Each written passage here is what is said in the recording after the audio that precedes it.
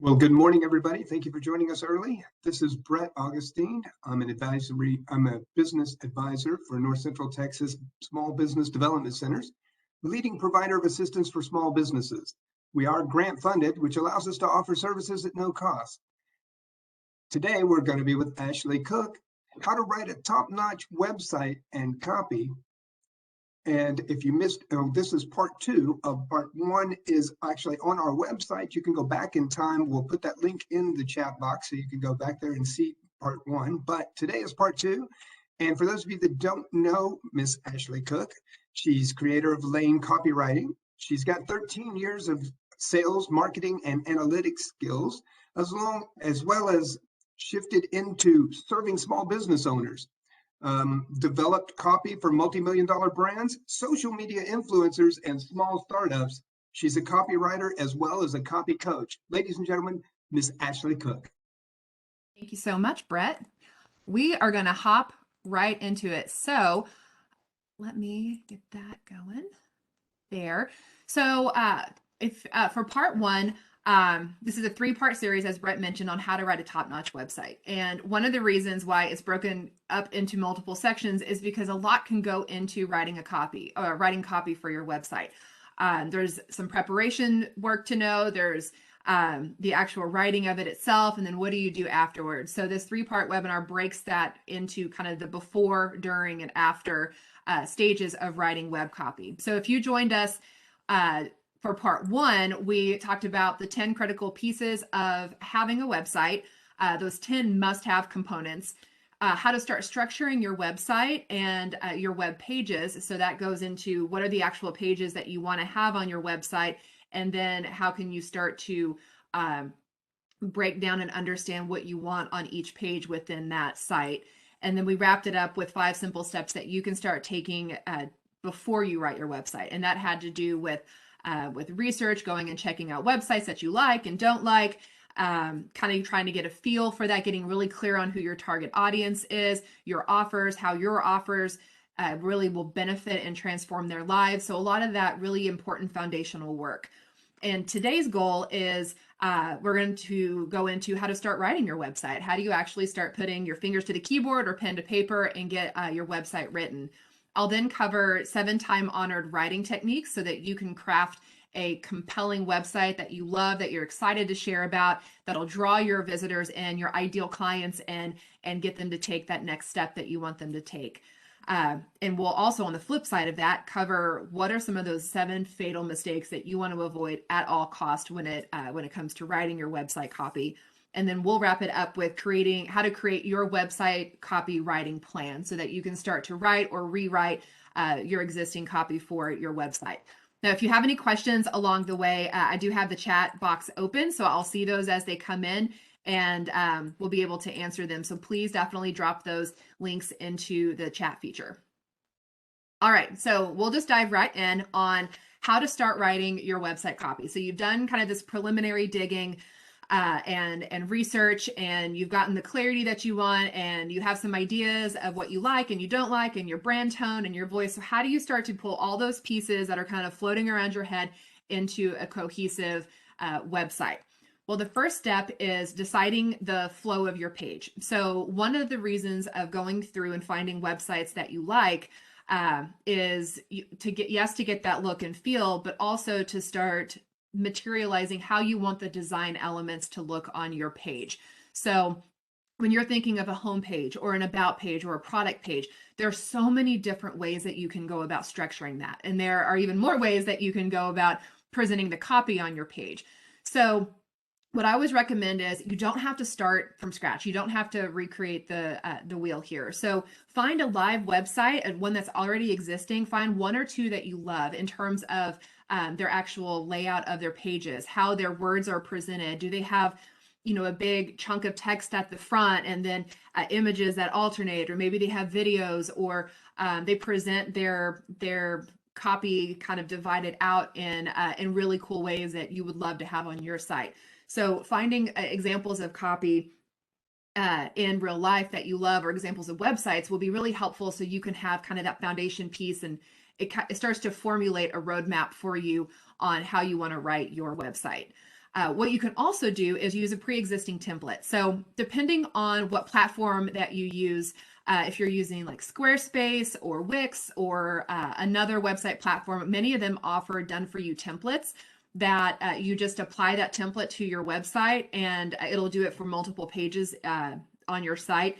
And you just go in and you update the colors, the images, the text. But it's really important before you start writing your copy to know what kind of copy you're going to be putting where, and kind of just starting to map that out from a high level, because then you'll start getting into the more nitty-gritty specifics of that. It takes the guesswork out, keeps you from having to build from scratch. All right, the next part is once you have that kind of overall view of here's how I want my page to look, here's where I want like, blocks of text, here's where I want my images. The next step would be to map out what you actually want to put in each of those different sections of copy. So during part one, I introduced the inverted pyramid strategy, and this was a strategy that was started off being used in journalism, and the principle behind it is think about whenever you pick up a newspaper and you're looking through the different articles and which one grabs you. Well, the way that an article grabs you is the headline, and most people will read the headlines, maybe the first or second paragraph, but then as you start to get towards the end of that particular article, people just start to drop off along the way. So that same principle applies with copywriting, where the headline is the most important part of your copy, and the information you have at the top of your page is the most important. So just a quick recap of the inverted pyramid strategy: that most important information is going to be at the top, because that's where most of your readers are going to catch your copy. They haven't dropped off at that point yet.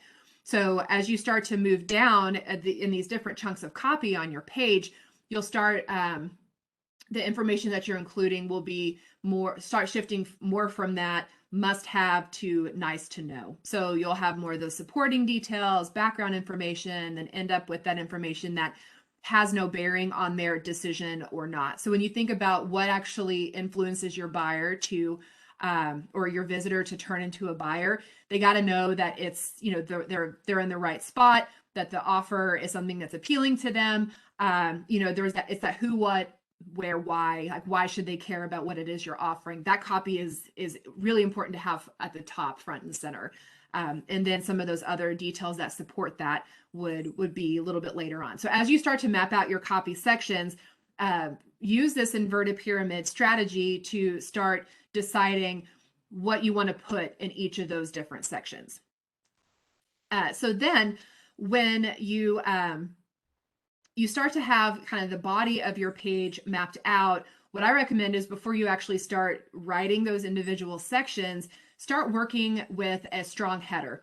So, or create a strong working header. So this is important for a number of reasons. I want to spend a little bit of time on the headline of your page, because it's what the vast majority of it's what everyone's going to see, basically. And so it's worth spending some time on it. Now, there is this advertising revolutionary expert that I read often, and that I know others in the copywriting and digital marketing spaces will read and follow often. His name is David Ogilvy, and I think I mentioned this in part one, but here's the exact quote, where he says that on average, 5 times as many people are going to read the headline as they are the body of your copy. So when you've written your headline, you've spent 80 cents out of the dollar. So spending time on your headline and getting it really effective, sometimes it feels like, why am I spending so much time on so few words? But the headline is the one that the vast majority of people are going to be seeing. They may not be seeing paragraph 5, but they are going to see that initial text when they hop onto your page. So an effective headline is going to let your visitors know if they are the right audience fit for what it is you offer or not. So think about, if we use a very simple example of, let's say that you own a pizza restaurant. Your headline image, when people go onto your website, it features like this delicious meat lovers pizza photo. And and you have your headline text that talks about it being a pizza restaurant. Well, this may not be the most appealing if you're vegan, or maybe you're gluten-free, unless you tell them like you are a gluten-free pizza restaurant.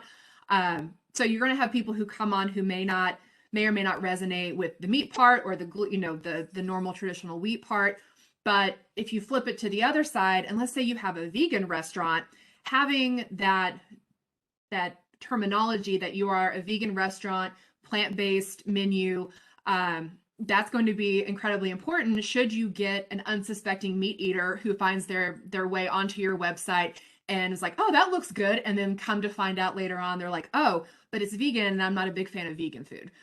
So that's just a simple example to show the kind of clarity that you're wanting to provide for your readers when you're writing a headline. All right, the next part about an effective headline is it will help them to know if you're the one who can help them or not with what they're going through. And ultimately, when you think about a headline, really that primary goal of the headline, the kind of the sole overarching kind of banner purpose of a headline is to create enough curiosity to spark that within them to keep reading. So it's kind of like when you're writing emails and the main purpose of a subject line is to get your reader to click into the email. The same thing is with the headline. Your headline's goal is to keep them enough curiosity and intrigue that they will keep on wanting to read. So when you're thinking about an effective headline statement, you want to make sure that it answers the question of who do you serve, how do you help them, and how they can take that next step.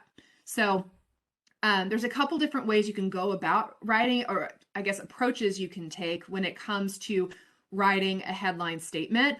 That is, you can help them, you can write a statement or write a headline in such a way that you are solving a problem of theirs or you're helping them to achieve a dream that they have. So if you're coming at it from a solving the problem side, maybe that is, a headline that emphasizes you're helping them to get more energy or balance hormones or maybe pay off your debt or fix a roof leak. You're coming at it from that. They have some kind of issue that they're wanting a resolution on, or struggle or concern that they want to address.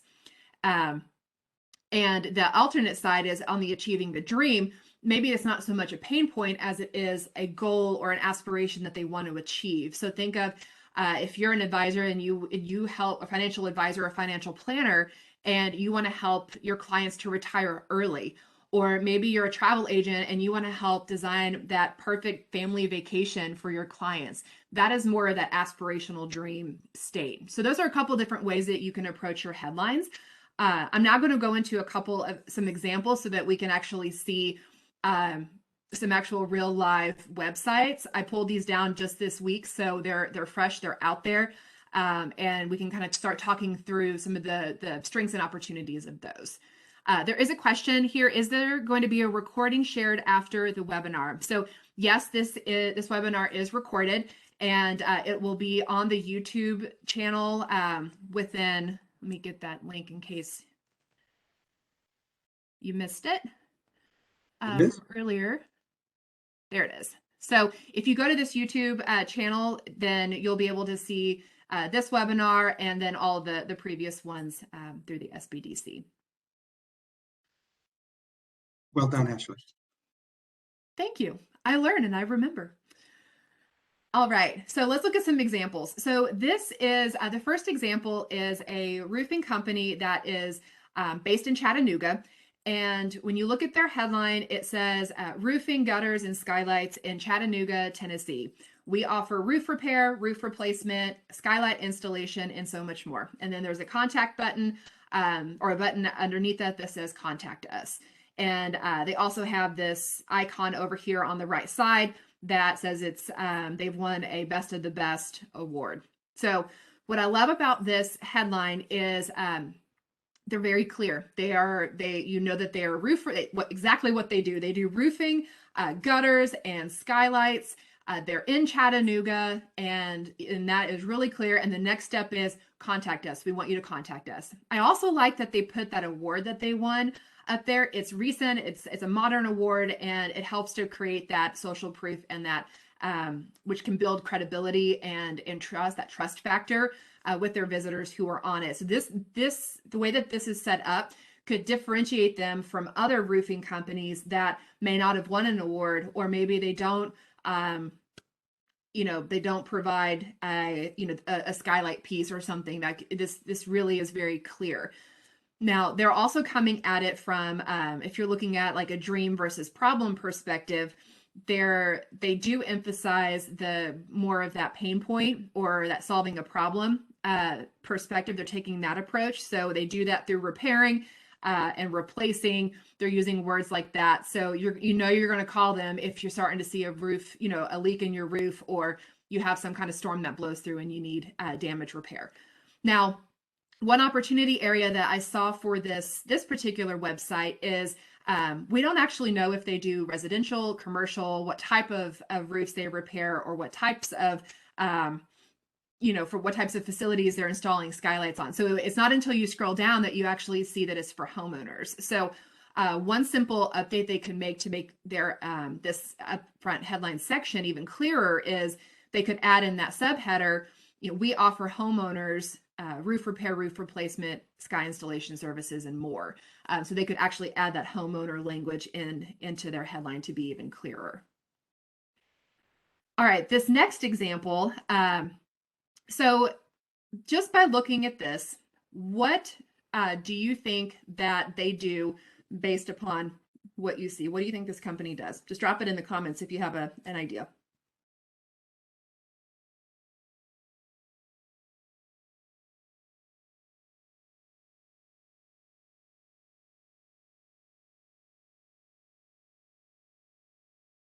Coffee shop. Okay, so that's one of the guesses. So you see from their headline, they say, Fridays, $2 off your roasted coffee. Order here for pickup at our coffee bar. And I masked it a little bit by replacing their name. That's why that text looks a little funky. Someone else just commented, it looks like a travel agency at first sight. Yes, Debbie, that's, yeah. Because you have this beautiful image of, of the mountains in the background, and you see language that makes you think coffee shop too. So it's like, is it travel agency at first glance? Is it coffee? And we can't really tell until you start reading that headline. But even that headline doesn't actually tell you what they are. It's promoting their, a sale or promotion that they have going on. So when you scroll down further, it starts to get a little bit clearer. It says that they're a Denver coffee roaster delivering roasted to order specialty coffee. So then I read that and I think, oh, okay. So they ship coffee to people. They roast coffee and then they ship it out. But even still, you don't necessarily know, are they shipping it to individuals? Are they shipping it to like wholesale? You can get a little bit of that. You can pick up a little bit of that if you're looking at the headline, or at the navigation bar. But really, there's a strong opportunity here to update that header text to let people know that yes, they have a coffee bar, they have an in-person place. So as I was doing a little bit more research on this particular company, they are actually a full end-to-end coffee solution. So they sell hot coffee, or they sell coffee drinks that the individuals can buy and consume. They also sell bags of coffee for house, like for people, normal, like one-off bags. They also offer wholesale where they sell to businesses. But that's not all they do. They also offer equipment setup and repair. So if a business buys a certain type of equipment and it breaks down, this company is able to go in and help them. But you don't get any of that from the actual header text on their website. And even from, if you go in a little bit further detail for that initial upfront text or that text right below when you scroll underneath that mountain photo. So there's some opportunity here to be able to bring that that up into the header and get a lot clearer for that. Yeah, online coffee store. We don't know if it's online, if it's in person. I had no idea. Like if it's a delivery, I assumed it was a virtual or an online type of store, not one where you could actually, a facility you could go up and walk to, like a coffee shop. So that one, there's definitely some, even based on the answers here in the chat, there's a wide variety of things that this business could be. They could solve that very quickly by just updating their headline to something more specific. All right, next example. This one it's actually a chocolate company that I used to go visit when I lived up north. And I chose this one because the pictures of the chocolate's delicious, yes, but it's another example of how they're kind of underselling what it is that they do. So when you look at their headline, it says homemade chocolates. Our family makes your chocolates in our De Pere, Wisconsin kitchens, then ships your order directly. And then there's a button that says view signature gift boxes. And I love that they have the button. You'll see on all of these examples, they have that button right up at the front where they want you to take that most important next step. But this chocolatier, this company, because I've been there and I know they've been around since 1899. So they've been doing this for over 120 years. They make their chocolate in small batch. Small batches, they use traditional recipes. So they're not all about, creating super trendy, like, the trendy chocolates that are like hand painted and very high end. They use traditional recipes and high quality ingredients, but none of that really, that feel or that specificity comes through on their headline. So if you were to update this, it might look like something like this. So you could swap it out and say handcrafted chocolates delivered right to your door. Enjoy our small batch premium chocolates handmade by our family in De Pere, Wisconsin since 1899. So in that statement, in that rewrite, they've been around for a long time. They handcraft small batch, high quality ingredients. They do delivery, and they're based in De Pere, Wisconsin. So that's an example of how you can start to transform and get a lot more specific in your copy. And then final example. So take a look at this headline or this upfront portion of a website and drop in the chat, what do you think that this business does and who do you think that they serve? So if we start off with, what do you think they do?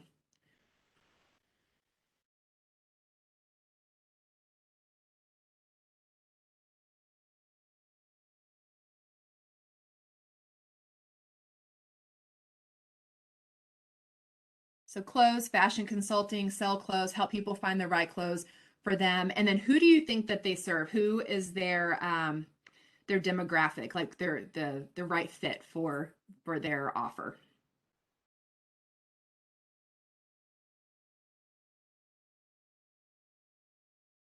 Women. Yep.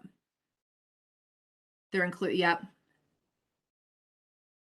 So they're really inclusive of all different sizes, different heights, younger women in their 20s and 30s, young adult women. Great. These are clothing subscription. Yeah, this is all like all your answers are spot on in terms of what it is that this company stands for and what their offer is. So it says, need a wardrobe makeover but don't know where to start? Schedule your in-person consultation today. I actually love this headline because it hits at that pain point that women feel when they go into their closet and they're like, I have nothing to wear. And they want to be able to get something fresher, and they're tired of wearing the same old top or the same old dress, but they don't know what to do. They don't know what maybe fits. Maybe their body has changed, or maybe their style preferences have changed, and they don't have the time, or whatever reason, they don't know where to start. So this company, they have the image of women in the background, and the women run the full range of diversity in all sense of the words. And then they describe, or they give you that next call to action button that says schedule an in-person consultation today. That is a wonderful example, a very powerful example of a call to action button for that next step. So whenever you have someone so if their ideal client is a woman coming on seeing this site and they're like, yeah, I have no idea where to start, they resonate with that statement, and then they know immediately that they can schedule an in-person consultation. And then as you start scrolling through their website, they get into more specifics about how they do provide stylist services and subscription services, etc. But it has that same kind of look, feel, and vibe, and the copy matches those images. It's just a very well done site. So that's an example of a strongly written title, and it's simple, right? And the beauty is in the simplicity and the clarity. So when you think about these examples, so it's important to do. So we looked at examples come from a variety of industries, and so even if you're not in these industries, it's important to look at different websites that aren't in your industry because you get ideas, right? So let's say that you have your business that is not anything close to what we just talked about, but you still were able to probably get some ideas of what worked well and what didn't work well. maybe some fresh ideas on what you could bring into your headline when you write one for your business. So that is a benefit of looking at resources that are outside of your direct impact, because then you can bring fresh ideas in. Now, you could, hone that in even further by looking at websites of businesses who are in the same industry as you. So you could then, from that perspective, see what are some of the commonalities and the trends that you're seeing across. So if you're an insurance company, let's say you sell a home and auto insurance as your main offer, and you're looking up other home and auto insurance companies, maybe in your area, maybe around your country. You can start to notice trends and, okay, here's how they're presenting themselves. Here's what I like. Here's what I don't. How could I further differentiate myself and set myself apart from the conversation that's going on, or the way that their other companies are presenting themselves? How could you interject your own tone and personality? But it helps to get an understanding of the lay of the land, so that it's hard to know how to differentiate yourself when you don't know what you're differentiating yourself from, so to speak. All right, so next, if you have any questions, please drop those in the chat. If you have any on the examples we talked through on headlines, because we're going to shift gears a little bit and go into the time-honored writing techniques for writing your website copy. All right, so first one is deciding your point of view. So this one is interesting because I get a number of random questions, like a variety of them, on writing your website. And this one pops up more often than I would have expected. Like, should I write in first person? Should I write in third person? Can I change it up? And my recommendation, the industry recommendation, is pick one and stick with it. So what are these points of view? So we have first person, second person, third person. I'll walk through some examples and when you might want to use each one, and then you can decide for yourself what's the most appropriate for your business and your brand's tone and voice, because really it does depend on what tone and feel you want to be able to give your visitors when they're on your site. So first person, that's the I, you, or the I and the we language. So that example would be, we want to hear from our customers. So that creates more of a personal feel. You can show off your personality and have that clear voice. Your copy is going to read like it's coming straight from you. So consider using first person when you want to build trust, or you want to get more personal with your readers. You want to be a little bit more vulnerable, a little bit more open, a little bit closer. Second person is, if you were to take that we want to hear from our customers example, second person would be, we want to hear from you. So this is the tense that, or not tense, the point of view you would want to use second person if you're wanting to have a conversation with your reader. When you're using you language, kind of how as I've been doing today's webinar, I'm using you language, right? So I'm talking directly to you. I'm talking to where you are in your office or in your car, wherever you may be. It's a conversation between the two of us. So the same kind of rationale goes for when you're writing your website and you're using that you language in your copy. So it helps your visitor to see themselves in their copy or in your copy. And it's really powerful to use if you want to get your visitor more engaged or when you want them to take an action. So using that you language is really helpful to make that connection because it's more personal, especially if you're using the combination of that first and second person, that we, I language, and that you language. It helps to make it more conversational than if you were to say, refer to yourself in third person and you're like, Ashley Cook wants to hear from you. Like, that feels weird, right? So, I mean, it can still be done, but it feels a little different and less personal of this, less knowable entity wants to know you personally. It's it's a little bit different, but it can be done. When it's done well, it can work. When it's not done well, it kind of is like a sore thumb. But I want to touch on this third person point of view because this is one that I see when I see this, the inconsistencies happen in web copy. I usually see a mix of first person and third person being interchanged. So I'll see a website that's written in first person where they're using I and we language, but then when they're writing their about section, they'll flip to third person, and it creates this dissonance of, okay, you just had this really personal copy of saying, I and we, and it sounds like it's coming from you. And then whenever I go to learn about you, now it feels you feel that distance more. So Third person, so that goes into consistency, which I'll talk about in a second. But third person would be if you were to say, Coach Carey wants to hear from our customers. So that's kind of how a third person sentence would sound. It implies more professionalism, more of a formal tone to it. It also gives the feel that you're outside of that conversation, that you're not sitting across from them at a table. You're you're further out from that. So when would you use third person? You could use third person when you're writing, like on your website, when you're writing your meta descriptions and you want to use your brand name. If you want to use your brand name more in your copy, or if you want to be able to present something without coming off as being really biased, having that third person creates a little bit of that distance and objectivity versus something kind of more personal where you're talking about something more sensitive. So whatever it is that you choose, first, second, or third person, whatever it is, just be consistent with it. So that example I gave of mixing between first person and third person, it creates a dissonance for the reader, and it's like, well, that feels kind of strange. So whatever you choose, just make sure you keep that consistent throughout all pages, not just on one page, but throughout your actual website.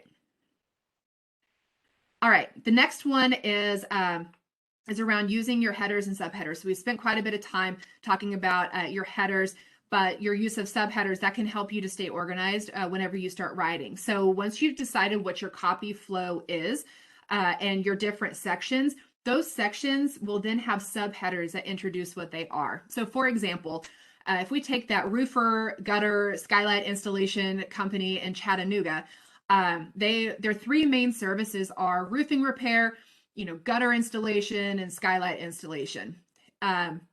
So when you think about their website, one of the ways that they could structure it with their headers and subheaders would be they have that header that we saw where it talked about the roof repair and all that for homeowners in Chattanooga. They could have that intro text, and then when they introduce their services, you would have a section on roofing repair. That subheader would have that roofing repair language in it, and then you'd have a paragraph underneath that would describe it, and then maybe a button where they could learn more or get a quote. Then their next section of the copy on that homepage would be about gutters and the work that they do with gutters, and then a paragraph that goes into that detail. And then the section underneath that could be around their skylight installation work. So what that does is it creates an organizational flow that it helps you as the writer of your website to feel very clear and organized in presenting what it is that you do. From your reader's perspective, it helps them to remember clearly what it is that you offer and the benefits of that without it all being jumbled together. It keeps it really clear for your reader to process. And then from an SEO or search engine optimization perspective, search engines love to have that organizational structure as they're crawling through your page. So when you're using your header, your H1 header or your H2 subheaders, and then your text underneath the page, the crawlers know how to work through your page and start to assign relevancy and rank to that. So it benefits all three. It's kind of a win-win-win for everyone involved.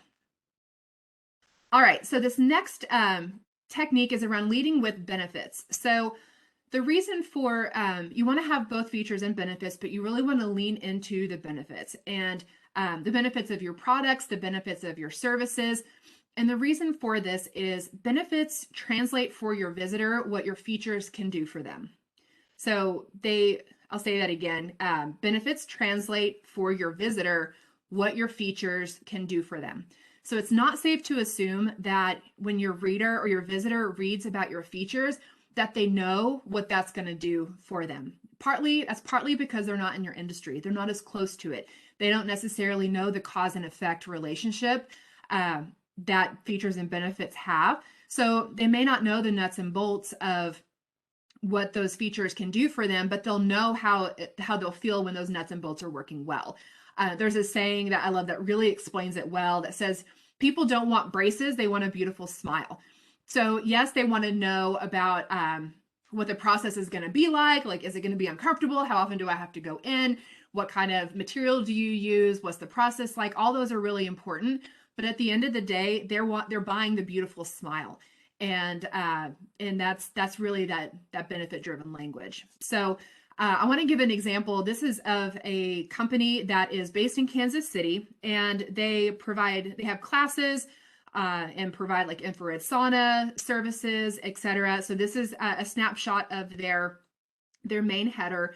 And if you keep scrolling down on their website, you'll see they take this sweat, detox, repeat, those 3 words, and break down into what that means. So I want to focus in on the detox one. And so what this says is, okay, so the company, we have an innovative healing remedies in the form of vitamin injections and IV drips. We offer vitamin injections, which can help boost your energy levels, recover from a cold, and even aid you in recovering from a hangover. We also offer Reiki and crystal healing sessions that help provide mental detox. Additionally, we offer body wraps, body sculpting, mesotherapy, and more. So their services from a detox perspective are vitamin injections, IV drips, Reiki, crystal healing sessions like that. Now they're not going on this in this short paragraph. They're not going into the specifics on how many milligrams or whatnot of vitamin C that get injected, the length of the appointments or the Reiki sessions, how many sessions you're going into, what kind of crystals are being used, the certification of the Reiki master. They're not going into any of those details, which would be features of what they offer. Instead, they're emphasizing you're going to get an energy lift. You're going to, if you have a cold, this is going to help you recover faster. A mental detox, so you're going to think clearly. And if you have a hangover, that it's going to help you with that. So they really highlight those benefits of what their detox services can do for you. So that's an example of how you can lead with your benefits. And then if you want, you can have the button that says learn more, and then it takes you to a page where you're kind of fleshing out some of those benefits in more detail, but you're also giving that feature information that's important to your products or your services or programs that you're selling.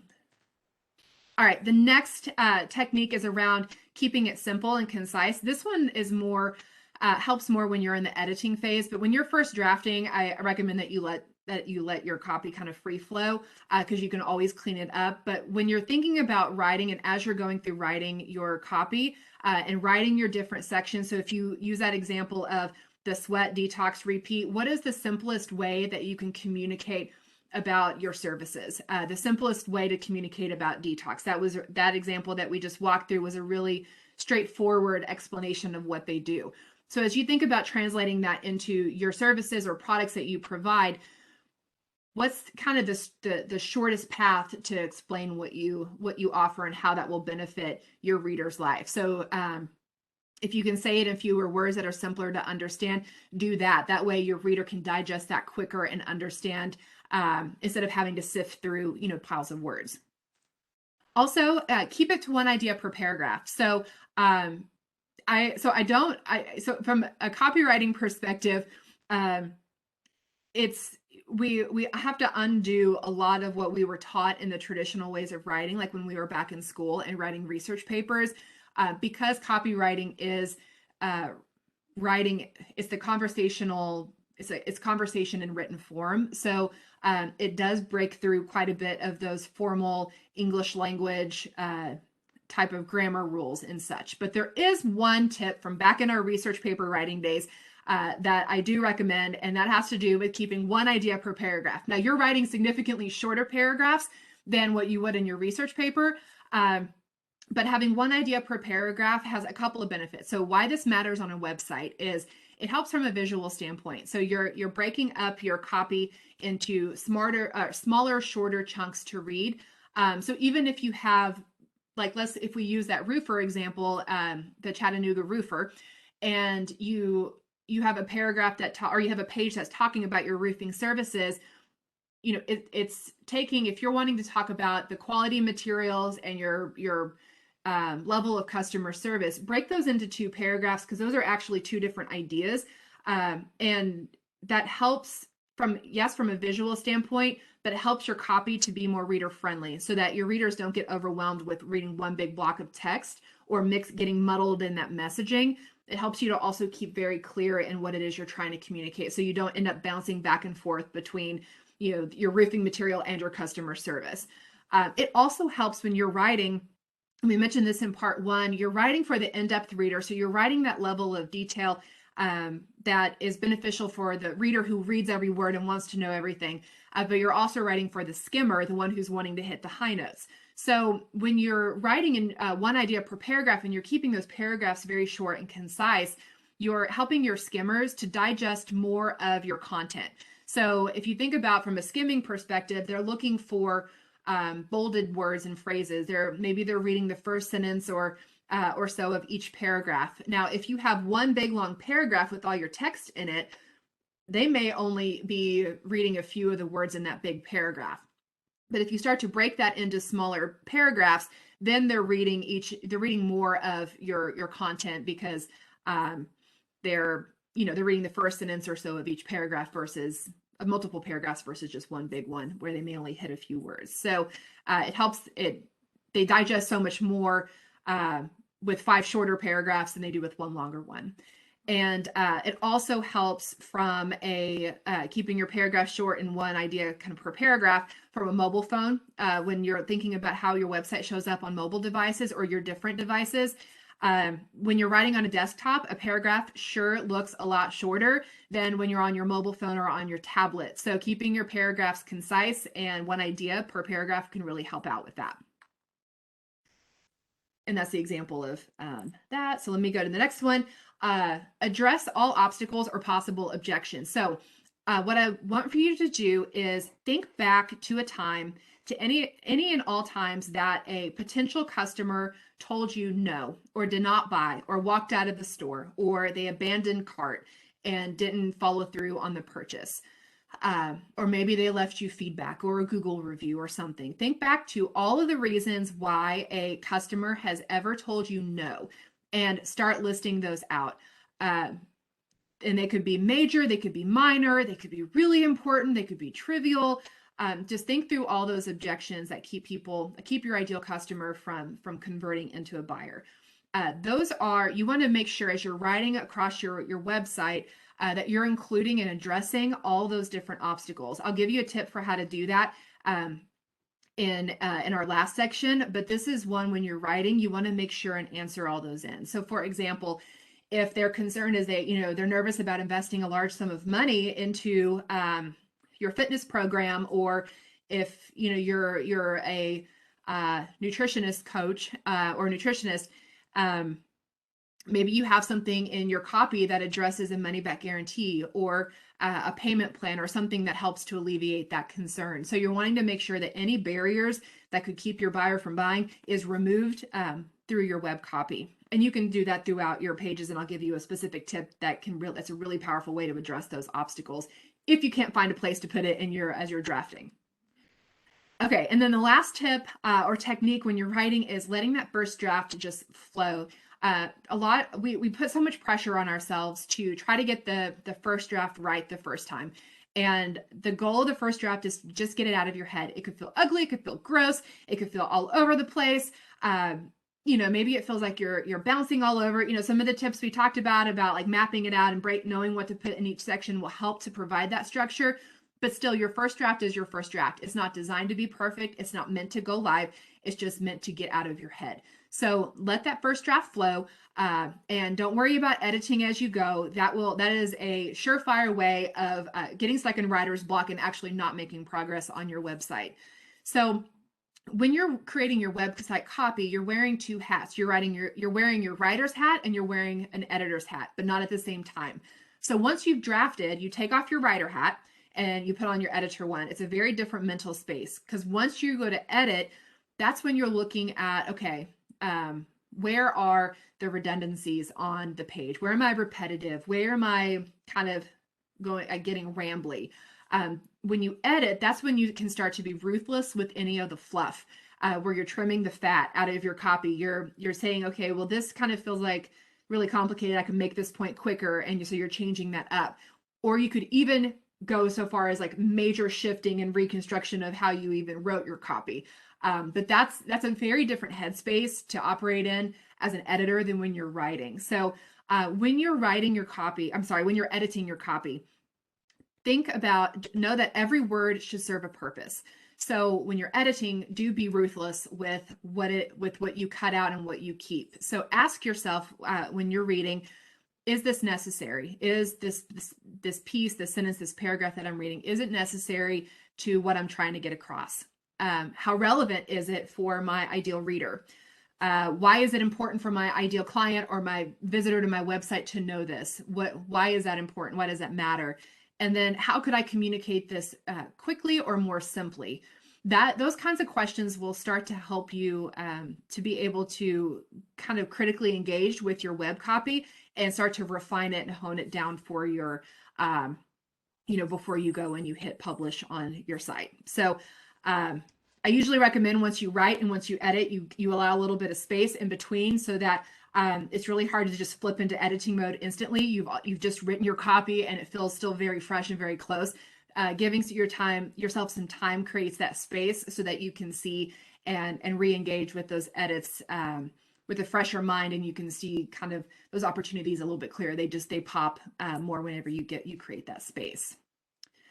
All right, so before we go into our next section, one of the other kind of a bonus technique that I wanted to share about when it comes to writing your website or any of your other business challenges or initiatives that you're facing is to lean on the North Central Texas SBDC. They are just a wonderful organization that provides so many opportunities and resources to help you overcome your challenges, get you connected to solutions so that you can grow in your business. So they offer no cost confidential advising, trainings and resources like this webinar, and so many more opportunities for you to get connected to those solutions that you're looking for. So visit their website at sbdc.nctc.edu. Call the number on your screen if you want to learn more or sign up for their different offers and opportunities. All right, now let's get into some 7 fatal mistakes that you want to avoid when writing your copy. Some of these are going to be familiar. Some of them may be a little new. So first one, and we spent a lot of time talking about this today, is around your headline. If your headline is a dud, your visitors may bounce before they ever even scroll down to read any more of the copy. So you don't want your headline to be a dud. You don't want it to be like a beige sock. You want it to be very specific and bright and colorful and descriptive for your visitor. Your headline, think of your headline as the gateway to the rest of your copy. So if it doesn't grab your visitor or it's unclear or it falls flat, your visitor could bounce. And so if you start seeing that in your metrics after you write, and we'll get more into the metric part in part 3, if you're seeing a high bounce rate, you might, one way to help address that is to play around and optimize your header. But it's worth spending some time on your headline text to get that right. Next one is you write too little. So think of that coffee house that or that coffee business that we looked at that was based in Denver with the mountains in the background, right? So they didn't mention they offer equipment support. It was really unclear on, are they wholesaler? Are they a coffee shop? So the chances of, if we take that equipment example or that equipment side of their business, because it's not promoted really in that front part of their text, when you have people like their eyes are hitting that the most, the chances of them getting business, they may be actually losing out on business because they haven't brought that to the surface more for their readers. Now that could be for a strategic reason. Maybe they're not wanting to pull that front and center more. Maybe that's more of an existing service for existing clients. We don't know. But just an example to illustrate, if you don't bring that forward in your headline or in that top, like in your copy, your reader may not know that that's something that you offer. So writing too little is a way to leave money on the table, essentially. The flip side of that is you get a case of the rambles, and it's okay if that comes out in your draft. But whenever you're doing your editing, it's really tighten up that language to keep it from being rambly, because what you don't want to have happen is your reader is going through your website and they're getting turned around, they're getting lost, they can't figure out the purpose or what it is that you're trying to say. It's kind of all over the place. So it ends up being too much work, so they end up bouncing off your website because they're like, it's too much, I can't deal with that. So it's kind of too little, too much. You don't want either extreme, you want to kind of be in that middle zone. Next, you skip out on the benefits. So if you're just entirely feature driven and you don't talk about how the difference of your product or service can make in the lives of your client, they may not be able to make that connection themselves, or they may not have the time to be able to sit and think deeply through that on their own. So you want to do that work for them by including benefit language in your copy. Another fatal mistake is you are writing to everyone. So what happens when you're writing to everyone is people can't see themselves in their copy, right? It's so vague and so general that your readers don't actually know if you can help them. Visitors want either a specialist or some kind of specificity to know that, yes, this is exactly what it is that I'm looking for. I'm in the right spot. They don't like that ambiguity or that guessing, that uncertainty. So imagine if you were to write a very personal letter to your grandma, but instead of writing that letter to her, so like your grandma, the tone and the words that you would use with her, your relationship, like what she's been through, what's important to her.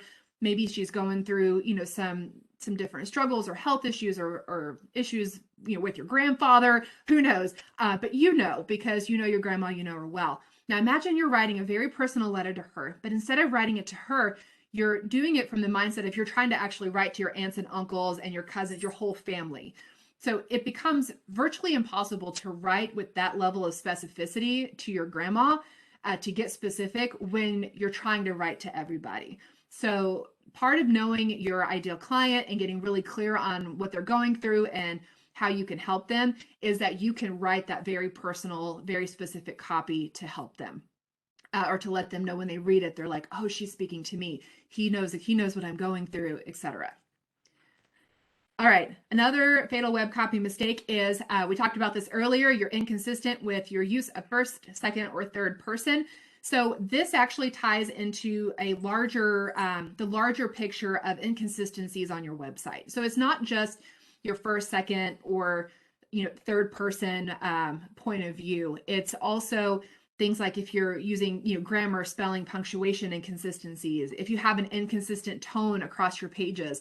Let's say one page is fun and sassy and has all this like really cool personality, and then the other page is very professional and buttoned up and more formal. So what that does is it creates confusion for the reader, and that inconsistency and that confusion, it really stands out. It's really glaring for your reader. So when you want your visitor, or when your visitor comes to your site, the clearer, the more specific, the more consistent that you're going to be on your site, the more engaged they are going to be as well. So that's one way that you can, your point of view is one way that you can remain consistent. Your brand tone's another way. Your graphic design piece, I know we're focused more on copy, but your design element is also another, like a nonverbal extension of your tone and your voice, is that feel you want to have. So having images and colors and fonts that are all consistent and not just like splattered, where you're using all different varieties on a website,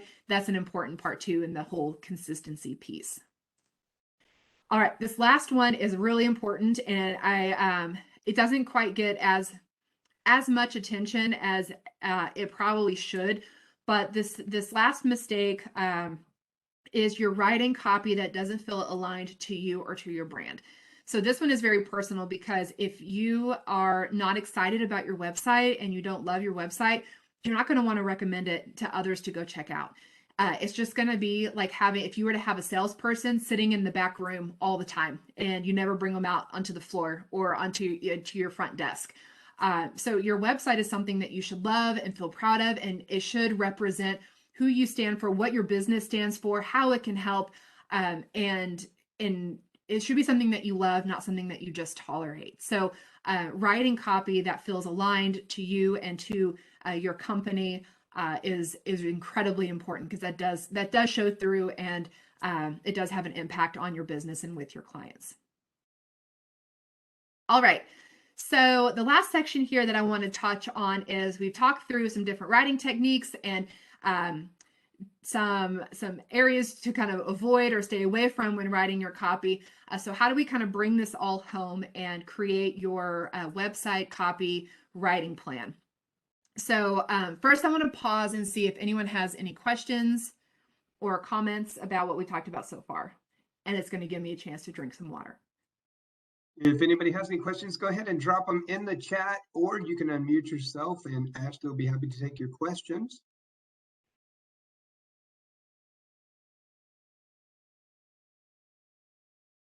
You explained everything pretty well. Obviously, again, I have some comments, but I'm going to hold those for a second. All right. Well, then I'll just go ahead and keep going. And if y'all have any questions, just please type those in the chat. But we'll go ahead and kind of bring this home on. So what do you do once this webinar ends and you're like, okay, well, that was a lot of information, or it was really helpful, and I don't know what to do with that.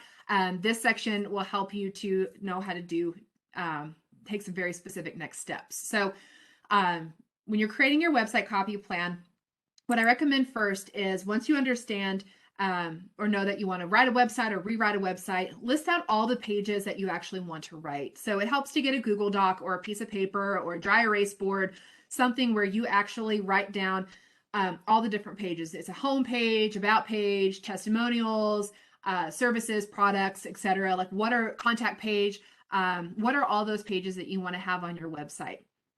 And then as you start to write those out, for each of those, answer these following 5 questions.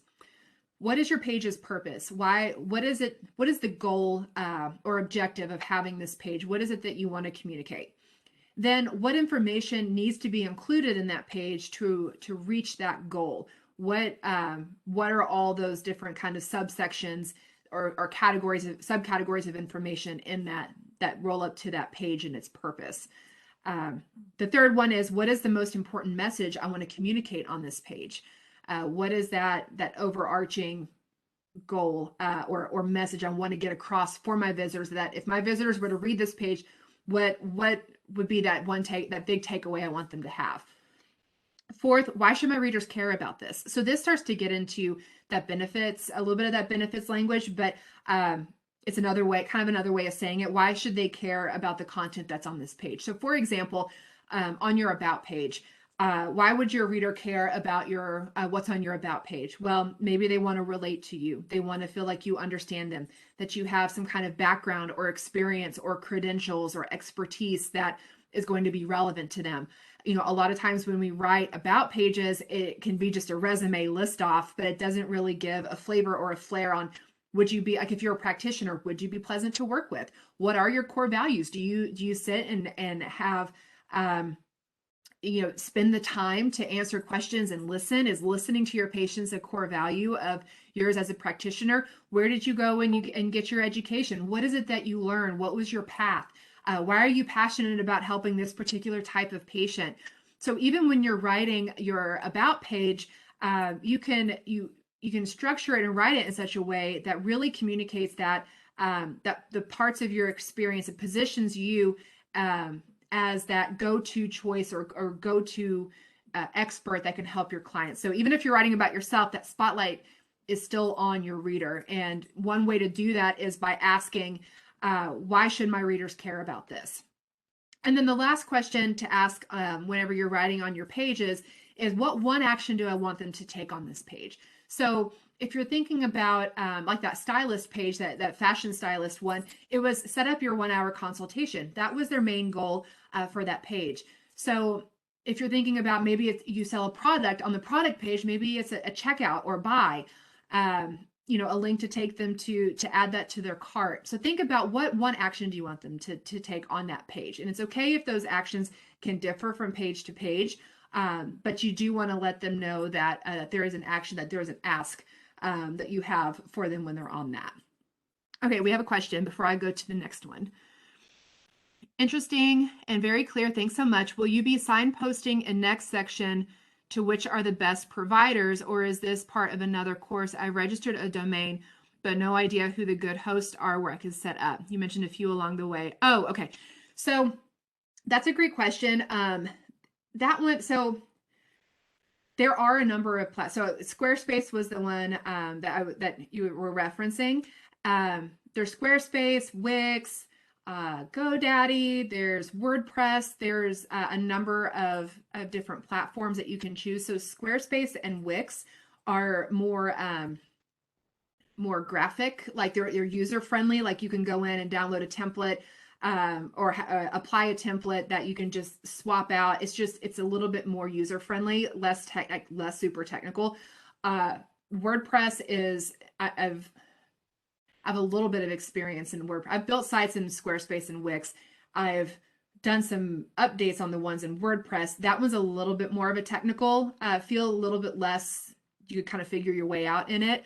I've not built a website on GoDaddy in like probably almost 20 years. So I don't know what their platform is actually like now. But those are some of the four bigger ones that I've heard about. So some of it depends on if you're going to be building it. Do you want something that is going to be more technical, or do you want something that's a little bit easier to figure out, more visual to navigate? And it also depends too on what type of website you're wanting to build. And a lot of them now, like they'll factor in if you sell a product, you can set up shops on all of those. Or if you're wanting to house a blog, they all kind of have different features and different ways to go about housing a blog. So I would just go through on some of the big guys' websites and look and see which ones kind of are most attractive or most appealing to you from like a user standpoint if you're building that. You also want to look at like what is their customer service like. So if you do have technical issues, you're able to contact what their support, if they have videos kind of showing you how-tos or demos, things like that. That kind of user experience, I would recommend checking that out, because so I initially went with Squarespace on my very first website. There was a learning curve, but they had a lot of really helpful, their support center was really built out to where I could find what I needed to do. They had text instructions and video. WordPress is more technical. I won't say a little bit, it is more technical. So that requires a little bit of a different expertise than I tend to be drawn more towards kind of graphic. You can kind of figure it out. It's like Apple versus Android, that kind of a difference. So I hope that answered your question. Let me know if it didn't, or if I didn't answer another part of it. But that's just a little bit. There's so many different platforms that you can choose, but those are the ones that first come to mind. Okay, awesome. All right, so once you've listed out all the pages you want to write, and you started mapping out what are your goals for this page, what's that important message, why should my readers care about this, what's in it for them, the next step would be to decide how you want your copy to look on each page. So this goes back to the initial recommendation of going and checking out one or two websites that you love the look of, and how, from a design perspective, but how the copy's broken out, or using one of those pre-existing templates on a site like Squarespace or WordPress, etc. So as you're starting to break it down on, let's say you have your homepage, how do you want your copy to appear all throughout your homepage? What do you want in each of the sections as you move through? That's where you can use that inverted pyramid strategy to help you start. You can kind of do them side by side, where you have the design element of how it'll look visually, and then the inverted pyramid strategy to start helping you with the word side of it, knowing what to focus on first, and then fill in as you complete through that page. Step 3 is listing every possible objection or obstacle you can think of that would keep someone from buying your product. And then once you've listed that out, next to it, write how you would address each one. So maybe you didn't think about how to do that in the moment, whenever that your customer told you no, and you were maybe caught off guard, or you're like, I don't know how I would have responded to that. But now you know that that's a possible objection. So list all those examples out, even if they've never, even if you're thinking of them and they've never actually objected to it, but they could. And then beside each one, write out how you would address that. And then start to, as you're drafting your different pages, weave that throughout your copy. It's really helpful so if you have objections or obstacles that are more around your service or your products that you're selling, that would putting those objections into that copy when you're writing those services or web pages can be really helpful. If it's about maybe a core value, or for example, if you get questions about, because you can also do this with frequently asked questions as well as objections. Let's say you get questions around, if you're a fitness instructor and you know that your style is not for everybody, and you've had people who have maybe left because they're looking for a different style than what it is that you're providing. Just as an example, you could actually weave your style and approach, like include that style and approach element in your copy, in your about section or on your homepage, so that people know it helps them to know what they're getting into before they go. And really, even at a subconscious level, as they're reading through your copy, it's clearing out all those roadblocks so that they have a clear path towards you to say yes. So one way to do this, you can also do this with benefits. I have that at the bottom of the screen too. Is list out every feature of your service or product and then translate to how does that benefit your reader, or no, your visitor, or your client if they were to sign up. So example, if you have a pillow that you're selling, and you're talking about like organic cotton, or maybe it's goose down, or it has some heating and cooling elements on it. Start translating into, how does that impact my buyer's life? How does that make their life better? How does it make their sleep better? How does it support their neck or help them feel rested, etc.? So then what you can do is, once you have your obstacles, once you have, your benefits, and let's say you can weave some of those in, you can include some of those in your copy, but maybe not all of them. What you can do is you can create an FAQ section on your page, and you can either have that at the bottom of a specific page, or have your own FAQ standalone page. And from there, you can put your questions and answers that address some of these, the pieces that you weren't able to capture in your copy. One of the things I love about FAQs is it's a great way to also incorporate keywords. So for example, if you're a chiropractor and you help with migraines, one of your questions in your FAQ section could be, how does chiropractic care help with migraines? And because that's a very real question that your patients could be Googling for. And now that you have it on your website and your FAQ section, that starts to, over time, that can start to build your rankings, because you have more visitors who are going to be coming. You might start to climb up in rankings because you're able to answer that question and provide value. So the search engine sees you providing value by answering that question. So FAQ sections are great for that, for interjecting or inserting in keywords that you want to rank on. And then also, of course, from a reader standpoint, for helping them overcome any of those barriers that are going to keep them from purchasing. And then the last one, I would be remiss if I did not remind and highly encourage you to include elements of social proof on your website. So this isn't so much copy that you're writing, but it's a strategy that can really boost your conversions.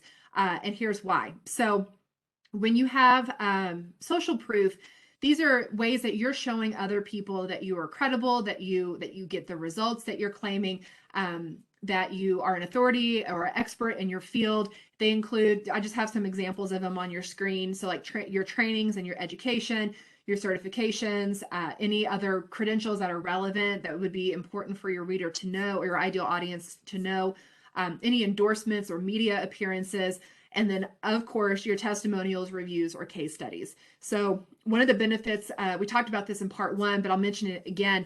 When you have testimonials and reviews and case studies on your website, what that does is like your visitor is expecting you to be biased and be the biggest cheerleader for your business. So they see you as biased and subjective. But when they read other people raving about it, they're more likely to believe them as more of an objective source. So they're, a customer is not going to have as strong of a bias as you would be. So people look for reviews. They're searching for them across. There's a whole different tactic and strategy session I could go into on like how you could do reviews and really elevate your the reviews and testimonials that you get. But collecting those from your existing clients along the way, or even if you haven't, going back to them and asking them for a testimonial or review and having those on your website are a powerful way to boost your conversions on your page. So, and then your last tip is around, you're ready to draft. So now that you have your plan, now that you kind of mapped it out, and you know the copy that you want to weave in, now it's time to draft. So that's just sitting down and letting it flow, and then getting into that editing space once you've drafted it out. So, that is all I have for how to write your website part 2. If you have questions, please again drop those in. Otherwise, I will turn it back over to you, Brett. Thank you so much, Ashley. And again, wow, lots of information packed in, all of it really good. big takeaways. You reiterated a lot of those. Thank you for that last recap, because that really helps everybody remember what it was we did talk about. And I hope that everybody can use that information. If you have any questions, please go ahead and drop them in, or let me know and just unmic or raise your hand if you know how to do that with using the emojis at the bottom. Happy to do so, but you can unmic yourself and ask her questions. I do have one question that I'd like to start with, if I could. You mentioned the mobile phone and making sure that's part of your design idea. The two-part question here. Yeah, you're right, absolutely, because I've noticed that everybody lives on their phones, and if they're searching for things, especially, so their first hit might not be on a computer, it might be on that. So you want to be very conscious of that. Look, is there any way we can prepare for that better? Are there programs that we should be thinking about using, or I don't know, apps? I don't know. Yeah, that's a great question. Yes, there are, and I actually have that for in part 3. So once you've gotten your copy drafted, so that's a perfect setup for why you should come back for part 3, because in part 3 we're going to talk about how you can make sure it's optimized before you announce that you have a new website. So how can you actually check? There are tools that you can use to see how does your website appear on a mobile phone size screen, a tablet, a desktop. So you can go in and make sure that maybe if your paragraph's too long or your image is kind of distorted, you can go in and fix it so you'll know how it looks. Fantastic. Do we start part 3 right now? No, I'm just kidding. I've run out of water. No. Anybody else have any questions? We'll be getting to that one, as you can tell, in more detail on part 3, which is coming up soon. And we'll talk about that in just a second, about all of the upcoming training. If there's any questions, please jump in, or I'm going to give you a couple of seconds here to decide on whether or not you have a question.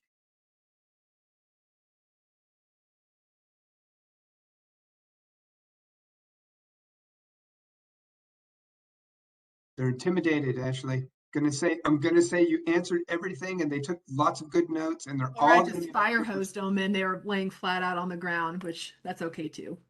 Sure, absolutely. Well, I'll let you close things out, and then I'll tell them about some of the upcoming webinars, and we'll be looking, which of course is part 3 is one of them coming up. So you just go ahead and close out the way you'd like to with everybody over this session.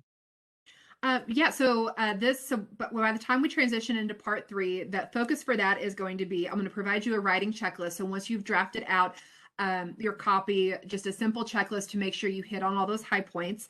I'll also go into some tips to start boosting your search engine optimization. So what are some of those a little bit more technical side of things from an SEO perspective, but that can really make a difference? There's one tool that I love using that can actually perform an SEO audit on your website and show you some of those if you have any SEO flaws that are keeping people from visiting your site, what those are, what they mean, how you can go in and fix them.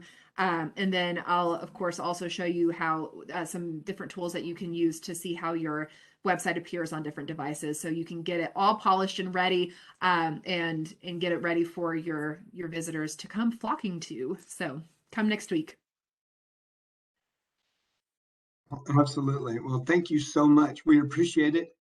And we look forward to everything that's going on and coming up. We thank you for all the information today.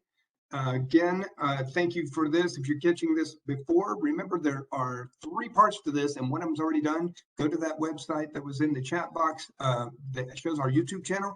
Happy to extend that. Some of the upcoming things, February 24th as well, later on this afternoon with CJ Pettit, is HR Solutions, Recruit and Retain. February 28th, we have Audit Proof Your Business with Angela Randolph. And on March 1st, kicking off our month, we're looking forward to having Ashley Cook back to finish up this series and how to write a top-notch website, part 3. So don't miss that. We're looking forward to that also on March 2nd, Business Plan Basics with Rebecca Schultz. And March 3rd, Accounting Life Cycles, QuickBooks with Stacy Kendall. And of course, on March 8th, we're going to have more QuickBooks coming up. QuickBooks SOS, Avoiding Common Mistakes. Also, again, with Stacy, who's an expert in that field. So we're really happy to have all of this training for you available. And speaking of, we make all of this available. You can go to that QR website up in the top right-hand part of your screen, and that'll give you a list of all the upcoming trainings that are coming on. As well, you can go to our website, as Ashley mentioned earlier, sbdc.nctc.edu for more information about the SBDC, as well as assigning yourself a personal advisor to give you some confidential advice on your business. So with all of these resources that we have, we're happy to share them with you. And all of this comes through the people that fund us, and we'd like to thank them: the Small Business Administration, the state of Texas, North Central SBDC Regional Office, and North Central Texas College for making all of this possible and bringing it to you directly. We thank you all for joining us today. We look forward to seeing you next time. This will conclude our webinar for today. We'll see you soon.